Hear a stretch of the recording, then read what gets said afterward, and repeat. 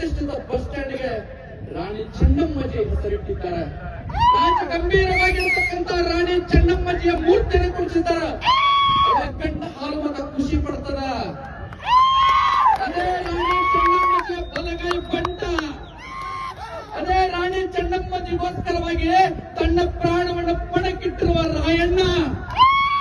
ಇನ್ನೊಂದು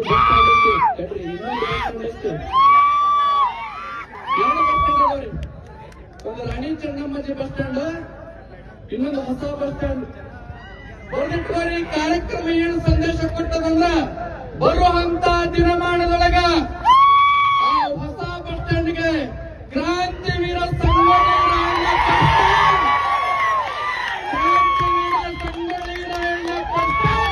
ಹೆಸರಿರಬೇಕು.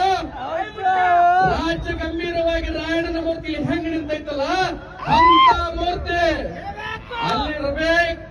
ಇದು ಒಕ್ಕೋರಿನ ಆಗ್ರಹ. ಈ ವೇದಿಕೆ ಒಕ್ಕೋರಿನ ಆಗ್ರಹ ಅನ್ನುವಂಥದ್ದನ್ನ ದಯಮಾಡಿ ಮಾಧ್ಯಮದವರು ಬರೆದು ತಿಳಿಸಂತವ್ರಿಗೆ ತಿಳಿಸಿ ಅನ್ನುವಂಥ ಸಂದೇಶ ಸರ್ಕಾರ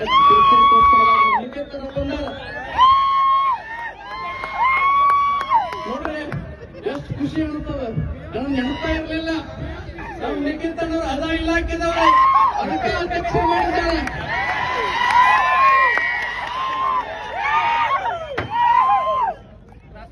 ನಮ್ಮ ಸಮಾಜದ ಹೆಮ್ಮೆ ಯುವಕ ಹೆಂಗ್ ಮಾತಾಡ್ತಾರ.